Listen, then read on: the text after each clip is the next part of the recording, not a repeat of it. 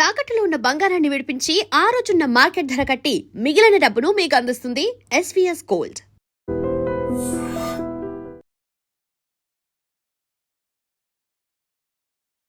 నమస్కారం, welcome to I dream. ధర్మ మార్గం విత్ విజిత కార్యక్రమానికి స్వాగతం.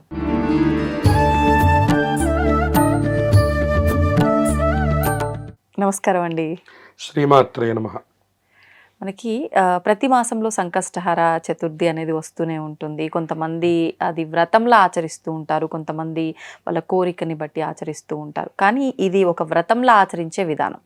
విశేషంగా ఈ సంకష్టహర చతుర్థి మాఘమాసంలో ప్రత్యేకము అని చెప్పి అంటూ ఉంటారు. దానికి ఒక కథ ఉంది అని అంటూ ఉంటారు. అసలు ఏంటి ఆ కథ? ఎవరైనా ఆచరించవచ్చా? అసలు ఎవరు ఆచరించవచ్చు? దాని గురించి వివరణ. శ్రీ మహాగణాధిపతయే నమః. గణపతి అనేక అవతారములను స్వీకరించారు. మనం కాశీ లాంటి క్షేత్రములు వెళ్ళినప్పుడు ఒక్కొక్క ప్రాకారానికి 8 చొప్పున 8 గణపతులు అక్కడ ఉన్నారని, అలాగే షోడశ గణపతులు అని, ఏకవింశతి మహాగణపతులు అని, 32 గణపతులు అని, ఇలా గణపతుల అవతారాల గురించి చాలా పురాణాలు చాలా విశేషంగా చెప్పుకుంటూ వస్తున్నాయి. కానీ మనకి నిత్యంలో ఉన్నటువంటి స్వామి పేరు చెప్పుకోవాలి అంటే సంకష్టహర గణపతి అనే పేరుని ఎక్కువ చెప్పుకుంటూ ఉంటాం మనం. మనకు ఆ పేరులోనే మనకు అర్థమైపోతుంది. సంకష్టహర అంటే తీవ్రమైనటువంటి కష్టములు. కష్టములలో సంకష్టం అంటే గీతంలో సంగీతం లాగా కష్టములలో సంకష్టం అంట. అది చాలా గొప్ప కష్టాలండి అని చెప్తారు. చాలా అద్భుతమైన కష్టాలండి అంటే కష్టాల్లో కూడా గొప్ప కష్టాలు. అటువంటి కష్టాలని కూడా తీర్చి హర అంటే దాన్ని నాశనం చేసి వీళ్ళకి సుఖాల్ని అనుగ్రహించేటటువంటి గణపతికి సంకష్టహర గణపతి అంటే ఒక రకంగా గొప్ప కష్టాలంటే బాగా ఎక్కువ కష్టాల్లో ఉన్నారు, బాగా ఎక్కువ కష్టాలు, చాలా కాలం ప్రయత్నం చేసినా తీరని కష్టాలు, వాటికి మన సంకష్ట. సంకట చవితి అని కూడా లోకంలో పేరు. సరే, కటం అన్నా కూడా విఘ్నం అని ఒక పేరు. సరే, ఎలా పిలిచినా స్వామికి నష్టం లేదు. ఆయన అన్ని ఇస్తూ ఉంటాడు. ఆయన ఎప్పుడు నవ్వుతూ ఉంటాడు. ఎందుకనంటే మీరు గణపతిని ఉగ్రంగా మీరు ఎప్పుడు చూడరు. అవును, మీరు మిగతా దేవతలకు ఉగ్రం చెప్తారు, కానీ గణపతి దగ్గర ఉగ్రం చెప్పడానికి లేదు. ఆయన ఎక్కడున్నా ఆయన ఆనందంగానే ఉంటాడు. బొజ్జ గణపతి ముదాకరాత్త మోదకం అన్నారు శంకరాచార్య గారు. ముదా అంటే ఆనందం అంట. ఆనందం లేని గణపతి ఉండడండి. ఎక్కడైనా ఉండనివ్వండి కాక గణపతి. ఆయన ఉంటేనే ఆనందం, ఆయన అంటేనే ఆనందం అంట. కాబట్టి అటువంటి ఆనంద స్వరూపుడు కాబట్టి ఏది తీయాలన్నా ఆయనే, ఏది ఇయ్యాలన్నా ఆయనే అని చెప్పారు. కాబట్టి సరే, అటువంటి సంకష్టహర గణపతి అసలు సంకష్టహర గణపతిగా ఆవిర్భవించినటువంటి రోజు ఈ మాఘ బహుళ చవితి అని చెప్పారు. అంటే ఈ వ్రత విధానం మొదలైంది ఈ మాఘ బహుళ చవితి రోజున. గణేశ పురాణంలో శ్రావణ్యాం కృష్ణపక్షే చతుర్థే మమ జన్మని అని, ఆ శ్రావణ బహుళ పక్షంలో ఆచరించండి, నాకు అది చాలా ప్రీతికరం అని ఆయన నోటితో ఆయన చెప్పుకున్నారు. ఆయన ఆవిర్భవించినటువంటిది మాత్రం ఈ మాఘ బహుళ చవితి అని చెప్తారు. అయితే ఇది ఎలా మొదలైంది అని మనం తెలుసుకునే ప్రయత్నాన్ని చేస్తే, పూర్వం బ్రహ్మగారు శ్రీ మహావిష్ణువు గురించి తపస్సు చేశారు. ఆయన విష్ణుమూర్తి యొక్క నాభికమలంలో నుంచి జన్మించారు. జన్మిస్తే ఆయన పువ్వులో పైన అక్కడ కూర్చొని తపస్సు చేస్తూ ఉన్నారు. తపస్సు చేస్తుంటే కొన్నాళ్ళకి ఆయన అన్నారు, అసలు నన్ను ఏం చేయమంటారు, నన్ను ఎందుకు సృష్టించారు అని అడిగారు. అడిగితే ఆయన అన్నారు, నీకు సత్యలోకం అనేటటువంటిది ఒక లోకాన్ని ఇస్తాను, అక్కడి నుంచి నువ్వు సృష్టి మొదలుపెట్టి చేస్తూ ఉండు అని చెప్పని ఆయనకి చెప్పారు. అలాగే నాన్నగారు అన్నారు. ఈయన పుట్టి అప్పటికే కొన్ని 10,000 దివ్య సంవత్సరాలు అయిపోయింది. దివ్య సంవత్సరాలు అంటే 4 యుగాలు కలిపితే, 4 యుగాలు కలిపితే ఒక దివ్య సంవత్సరం. 10,000 దివ్య సంవత్సరాలు అయిపోయింది. వాళ్ళు జపం చేస్తూనే ఉన్నట్టు. సరే, మొత్తం అయిపోయిన తర్వాత అసలు నన్ను ఎందుకు సృష్టించారు మీరు? నేను ఇక్కడ పైన పువ్వులో కూర్చొనే ఉన్నాను, మీరు ఇక్కడ కింద పడుకునే ఉన్నారు, ఏం జరుగుతుంది అసలు అంటే, లేదు నీకోసం జ్ఞానం అనేటటువంటి దేవతను కూడా సృష్టించాను, ఆ సరస్వతీదేవిని పక్కన పెట్టుకొని ఆ జ్ఞానంతో నువ్వు సృష్టిని చేస్తూ ఉండు, దానికోసం నిన్ను సృష్టించానని చెప్పని ఆ బ్రహ్మగారిని తీసుకుని వెళ్ళి సత్యలోకం అనేటటువంటి లోకాన్ని సృష్టించి, సత్యలోకంలో బ్రహ్మ సరస్వతులు ఇద్దరిని కూడా కూర్చోబెట్టి ఇక్కడి నుంచి మీరు సృష్టి చేయండి అంటే ఒక రకమైన తపస్సు తర్వాత ఆయనకి ఈ అర్హత వచ్చింది. ఈ అర్హత కూడా వచ్చింది. కాబట్టి అందుకని జ్యేష్ఠరాజ బ్రహ్మణాం బ్రహ్మణస్పతిం అని గణపతికి పేరు. కాబట్టి బ్రహ్మగారిని సైతము ఆయన అనుగ్రహం చేశారు అని. ఆ సత్యలోకంలో సరే కూర్చోబెట్టారు.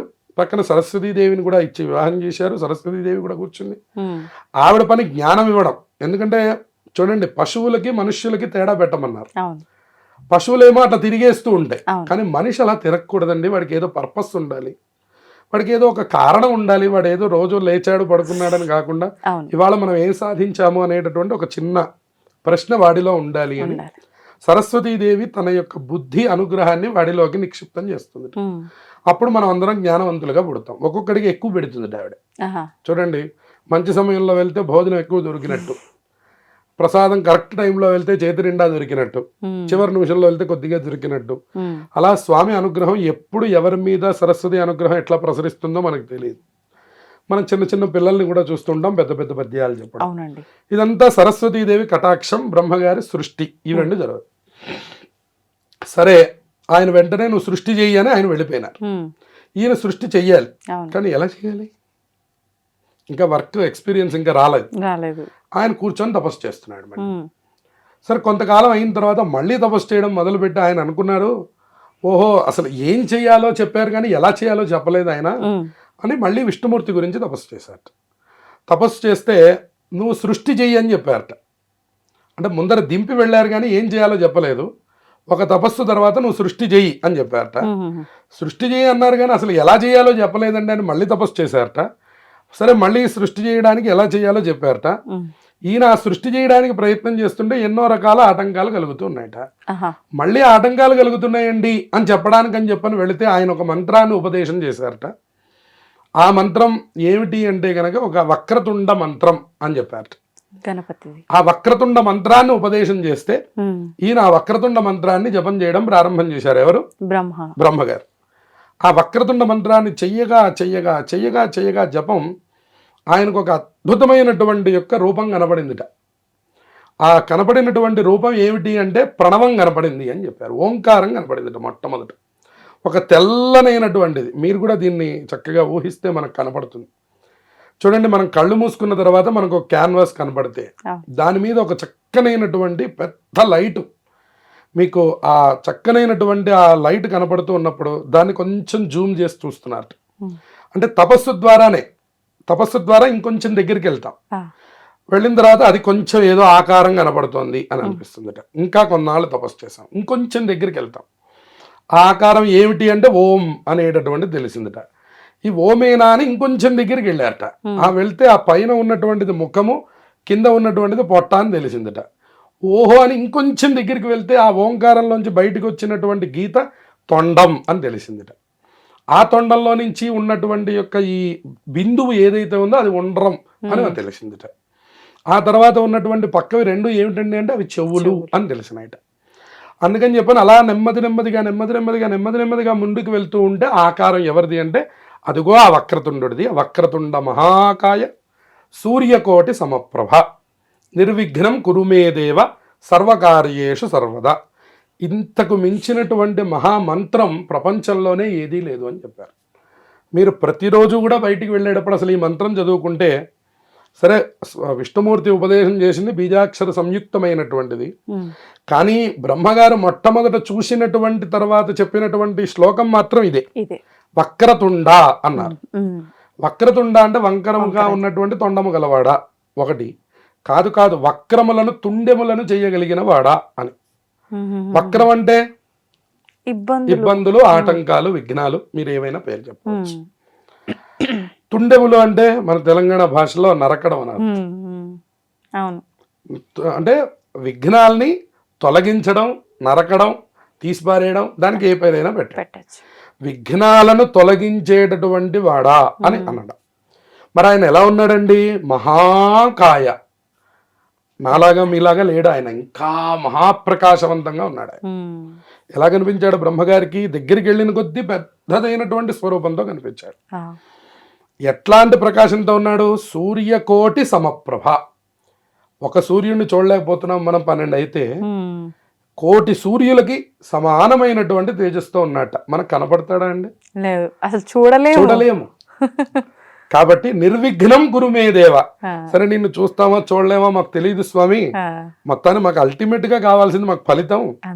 కాబట్టి మరి మీరు ఏం చెయ్యాలి అంటే నిర్విఘ్నం గురుమే దేవ అంటే విఘ్నాలు లేకుండా మాకు ఎప్పుడు చెయ్యి స్వామి, విఘ్నాలు లేకుండా నువ్వు నన్ను అనుగ్రహం చేస్తూ ఉండు. అంటే ఎప్పుడు అంటే సర్వకార్యేషు సర్వదా, అన్ని పనుల్లో ఎల్లప్పుడూ అనేటటువంటి దివ్యమైనటువంటి మహామంత్రాన్ని బ్రహ్మగారు ఉపదేశం చేస్తే దాన్నే మనం గణానాన్త్వా గణపతిగుం హవామహే కవిం కవీనాముపమశ్రవస్తమం జ్యేష్ఠరాజం బ్రహ్మణాం బ్రహ్మణస్పద ఆనశృణ్వన్నోతిభిస్వేదసాదనం అనేటటువంటి వేదమంత్రాన్ని మనం చెప్పుకుంటూ ఉన్నాం. అవును. ఆ మహాకాయంతో ఉన్నటువంటి కోటి సూర్య సమప్రభంతో కనపడినటువంటి గణపతికే బ్రహ్మగారికి గణపతే వరం ఇచ్చారట. ఓ బ్రహ్మదేవా, ఈ రోజు నువ్వు నన్ను దర్శనం చేశావు, ఇంత తపస్సు చేసి ఈ రోజు నువ్వు నా దగ్గరికి వచ్చావు. ఈ రోజు ఏమిటి? మాఘ బహుళ చవితి. ఈ మాఘ బహుళ చవితి రోజున ఈ దర్శనం, నువ్వు చేసిన దర్శనం, ఎవరైతే ప్రపంచంలో ఎవరు నన్ను ఆ రోజు దర్శనం చేస్తారో, ఆ రోజు నన్ను పూజిస్తారో, ఆ రోజు నన్ను అర్చిస్తారో, ఆ రోజు నన్ను స్తోత్రం చేస్తారో, ఆ రోజు నన్ను ధ్యానం చేస్తారో, ఆ రోజు నా హోమాలు నిర్వహిస్తారో, ఆ రోజున నా తరఫున ఏ పని చేసినప్పటికి కూడా వాళ్ళందరినీ నేను కష్టములు లేకుండా అనుగ్రహం చేస్తాను. నా పేరు సంకష్టహర గణపతి అని ఆయన మొట్టమొదట బ్రహ్మగారికి వరం ఇచ్చినటువంటి రోజు మాఘ బహుళ చవితి. ఈ రోజున అవకాశం ఉన్నటువంటి వాళ్ళు మీరన్నట్టుగా ఒక రాగి కలశాన్ని పెట్టుకొని, ఎర్రటి జాకెట్ బట్టను పెట్టి, ఎదురుకుండా పసుపుతో వినాయకుడిని చేసి పెట్టుకొని చక్కగా పూజించి, ఆ సంకష్టహర వ్రత విభాగం ఉన్నది, స్వామివారికి షోడశోపచార పూజలు నిర్వర్తించి గరిక, గన్నేరు పూలు, ఎర్రటి అక్షింతలు వీటితో పూజ చేసి, ఉండ్రాళ్ళు, అలాగే స్వామివారికి ప్రీతికరమైన లడ్డూలు, ఉండ్రాళ్ళు, మోదకాలు ఇవన్నీ కూడా నైవేద్యం పెట్టి, అలాగే అనేక రకాల పళ్ళు, నారికేళాలు ఇవన్నీ కూడా చాలా ప్రీతికరమైనవి, అవన్నీ కూడా నైవేద్యం పెట్టి చంద్రుడికి అర్ఘ్యం ఇవ్వమన్నాడు, గణపతికి అర్ఘ్యం ఇవ్వమన్నాడు, తిథి దేవత అయినటువంటి చతుర్థి తిథికి అర్ఘ్యం ఇవ్వమన్నాడు, ముగ్గురికి అర్ఘ్యం ఇవ్వాలట. అంటే నీళ్లు వదలటం, అక్షింతలు, నీళ్లు, దానికి సంబంధించిన శ్లోకాలు ఉన్నాయి. పార్వతీ వరపుత్రాయ నమస్తే విఘ్నకారిణి ఇదమర్ఘ్యం మయా దత్తం సర్వ విఘ్న హరం కురు అని మనకి ఆ విఘ్నములను నాశనం చేసేటటువంటి ఆ అర్ఘ్యం కూడా ఉన్నది. అంటే ముందు గణపతికి ఇవ్వాలి, తర్వాత చవితి తిథికి ఇవ్వాలి, తర్వాత చంద్రుడికి ఇవ్వాలి అని ముగ్గురికి అర్ఘ్యప్రదానములు చేసి, అందులో కొద్దిగా కథ కూడా ఉన్నది. ఆ కథ కూడా చదువుకొని అక్షతలు వేసుకొని చక్కగా అలా ఆ స్వామి అనుగ్రహాన్ని పొంది అప్పుడు రాత్రికి భోజనం చేయాలి. ఉదయం నుంచి సాయంత్రం దాకా ఉపవాసం ఉండాలి. ఈ పూజ ఉదయం చేయాలండి, సాయంకాలం చేయాలి. సాయంకాలం పూట 6 గంటల తర్వాత సూర్యాస్తమయం జరిగిన తరువాత మొదలుపెట్టి చేసుకొని, చంద్రుడు వచ్చిన తర్వాత చంద్రుడికి అర్ఘ్యప్రదానం చేసి, చంద్రోదయం అనే ఒక సమయాన్ని ప్రత్యేకంగా రాస్తారు మన పంచాంగాల్లో. ఆ చంద్రోదయ వేళ వరకు ఉపవాసం ఉండాలి. ఏమంటే నాకు చంద్రుడు కనపడ్డాడండి భోజనం చేశానండి అనకూడదు. అంటే వ్రతం చేసే వాళ్ళకి ఈ నియమం వర్తిస్తుంది. కేవలం ఉపవాసం ఉంటున్నానండి, గుడికి వెళ్ళి కొబ్బరికాయ కొట్టొచ్చి అన్నం తింటానండి అన్న వాళ్ళకి పర్వాలేదు. ఎవరైతే నియమంగా వ్రతం చేస్తున్నారో వాళ్ళకి మాత్రం చంద్రోదయం అనేటటువంటి సమయం ఏ నెలకి ఆ నెల మీ బ్రాహ్మడి దగ్గర అడిగి తెలుసుకొని ఆ సమయం వరకు ఉపవాసం ఉంటేనే దీని యొక్క ఫలితాన్ని బాగా పొందగలుగుతారు. ఓహో, ఇప్పుడు ఇది వ్రతం లాగా చేసిన వాళ్ళు ఎన్ని వారాలు చేయాలి? పూజలాగా అది వాళ్ళు అనుకోని చెయ్యమని మనకి పురాణం అనుకోవడమే, సంఖ్య అనుకోవడం. విఘ్నేశ్వరుడికి ఇష్టమైనటువంటి సంఖ్యలు 5, 9, 11, 16, 21. ఈ 5 సంఖ్యలు చాలా ప్రీతికరమైనవి. ఒక 5 సంకష్టాలు చేస్తానని దండం పెట్టుకోవచ్చు, ఒక 9 సంకష్టాలు చేస్తానని దండం పెట్టుకోవచ్చు, అలాగే 11, తర్వాత 16, 21 వీటిల్లో ఏదో ఒక సంఖ్యని ముందుగా మొదలుపెట్టే రోజునే ఆ సంఖ్య స్వామివారి దగ్గర చెప్పి ఈ కార్యక్రమాన్ని మొదలుపెట్టి చక్కగా ఆచరించి దాని తాలూకు ఫలితాలను పొందవచ్చు. అసలు ఏమీ వ్రతం చేయట్లేదండి అని అనుకున్న వాళ్ళు కూడా మీ కష్టములు తొలగిపోవడానికి కేవలం ఉపవాసాన్ని ఆచరించి సంకటనాశన గణేశ స్తోత్రం అని నారద మహర్షి మనందరికీ ఉపదేశం చేసినటువంటి గొప్ప స్తోత్రం ఉంది. ఆ స్తోత్రాన్ని 12 మార్లు చదవమని ఉన్నది అందులో. ఆ రోజున ఒక 12 సార్లు ఆ సంకటనాశన గణేశ స్తోత్రాన్ని చదువుకొని ఆ వినాయకుడి ఆలయాన్ని దర్శనం చేసి కొబ్బరికాయ కొట్టి ఆ స్వామికి పూజ చేయించుకొని ఆ పాటన భోజనం చేయవచ్చు. అయిపోయే వరకు తినకుండా ఉంటే చాలు. వాళ్ళకి చంద్రోదయం అనే సంఖ్యతో నియమం లేదు. చేయలేని వాళ్ళకి ఇది ఉత్తమం. ఇది ఉత్తమమైనటువంటి. ఎవరైతే వ్రతం చేయాలి అని అనుకున్నారో మాత్రం వాళ్ళు మాత్రం తప్పకుండా ఇవన్నీ ఆచరించాలి. ఇది పెళ్లి కాని వారు కూడా చేయొచ్చా అండి? అందరూ చేయవచ్చు. చాతుర్వర్ణ్యంచ లోకేస్మిన్ స్వే స్వే ధర్మే నియోక్ష్యతి. అన్ని వర్ణాల వారు అందరూ, సింగిల్ వాళ్ళు, ప్రతి వాళ్ళు కూడా ఆచరించవచ్చు. భర్త లేనటువంటి వారు కూడా ఆచరించవచ్చు. అందరూ కూడా వెళ్ళి, అయితే వాళ్ళు వ్రతం చేయడానికి లేదు, ఇప్పుడు నేను చెప్పినట్లుగా ఉపవాసం ఉండి పూజా విధానాన్ని ఆచరించి ఉపవాసం ఉండి రాత్రికి భోజనం చేయడానికి అందరూ అర్హులే. ఇందులో ఎవ్వరికీ నియమం లేదు. ఒక్క వ్రతం చేసుకోవడానికి మాత్రం కొన్ని నియమాలు ఉన్నాయి కాబట్టి అది ప్రత్యేకంగా మీరు తెలుసుకొని చక్కగా ఆచరించండి. దాని ద్వారా ఉత్తమమైనటువంటి ఫలితాలు వస్తాయి. ఇప్పుడు వ్రతం ఆచరించే వారు మాత్రమే ఈ మాసం చూసుకొని మొదలు పెట్టాలా, లేకపోతే ఒకసారి 2 సార్లు చేయాలనుకున్న వాళ్ళు కూడా ఇది ఈ మాసంలోనే మొదలు పెట్టడం? ఈ మాసం అనేటటువంటిది ఎవరైనా సరే మొదలు పెట్టడానికి మంచిది. మిగిలినటువంటి వాళ్ళు ఆచరిస్తున్నటువంటి వాళ్ళకు కూడా ఈ మాసం చాలా విశేషమైనటువంటిది అని చెప్తున్నారు. అంటే ఇప్పుడు మీకు ఉదాహరణకి ఒక 11 సార్లు చేస్తా ఉన్న వాళ్ళకి ఇది 5వ మాసం వచ్చింది అనుకోండి, ఈసారి ఇంకా ఏదైనా ఒక స్వామివారికి ఒక ప్రత్యేకం చేయవచ్చు. లేదు అసలు ఇప్పటి వరకు నేను చేయలేదండి, కానీ నేను చాలా సార్లు విన్నాను, మరి నేను ఎప్పుడు మొదలు పెట్టాలి అంటే వెంటనే మొదలు పెట్టండి అని చెప్పడానికి ఈ మాసం మనకి వస్తుంది. ఓకే, ఇప్పుడు మీరు అన్నట్లు 9, 11 ఇట్లా సంఖ్యలు చెప్పారు. మరి మధ్యలో ఏదైనా మాసంలో అప్పుడు కుదరకపోతే అది వదిలిపెట్టి మరుసటివి కంటిన్యూ చేయొచ్చు. కానీ ఈ రోజున పూజలు ఇవన్నీ చేయకపోయినప్పటికీ ఉపవాసం వ్రతం అంటే ఉపవాసం ఆచరించవచ్చా? ఆచరించాల్సిన అవసరం లేదా? చక్కగా ఆచరించవచ్చు. కేవలం నేను చెప్పినట్టుగా 12 సార్లు ఈ సంకటనాశన గణేష స్తోత్రం చదువుకొని ఈ సాయంత్రం వరకు ఉపవాసం ఉండి గణపతి ఆలయానికి వెళ్ళి పూజ అర్చన జరిపించుకొని ఇంటికి వచ్చి భోజనం చేసేయవచ్చు.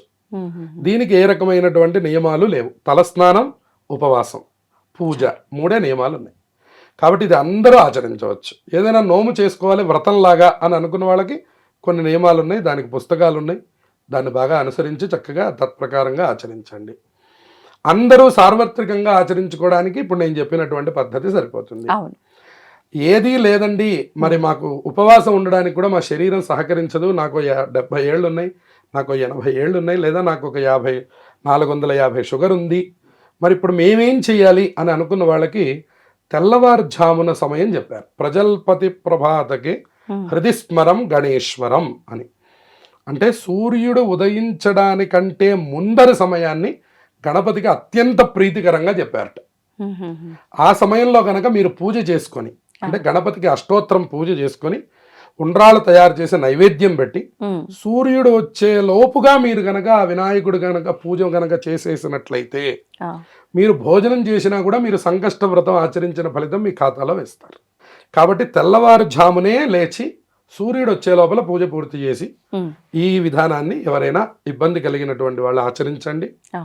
చక్కగా ఉన్నటువంటి వాళ్ళు ఉపవాస వ్రతాన్ని ఆచరించి సాయంకాలం చేయండి. ఇంకా గణపతి మీద భక్తి ప్రపత్తులు ఉన్నటువంటి వాళ్ళు, దీర్ఘకాలిక కష్టములు ఉన్నటువంటి వాళ్ళు, కోరిక బలంగా నెరవేరాలి అని సంకల్పించినటువంటి వాళ్ళు వ్రత విధానాన్ని ఆచరించి కలశం పెట్టుకొని పూజ చేసి స్వామి అనుగ్రహాన్ని పొందండి. అందరికీ ఆ గణపతి అనుగ్రహం పరిపూర్ణంగా లభించుగాక. ధన్యవాదాలండి. శుభమస్తు. తవ్వుతూనే శివలింగం సరే దాన్ని అట్లా కప్పేసేయండి, చూపించదండి. Krishna is there. మూర్తి పూజ కాదు, సాక్షాత్ బ్రజేంద్ర నందన భగవాన్ ఉన్నారు మూర్తిలో. ఏమీ ఆశించకుండా ఆరాధించే వాళ్ళు కూడా ఉన్నారా ప్రభుజీ? నిజమైన భక్తి అంటే మనకు తెలియదు కాబట్టి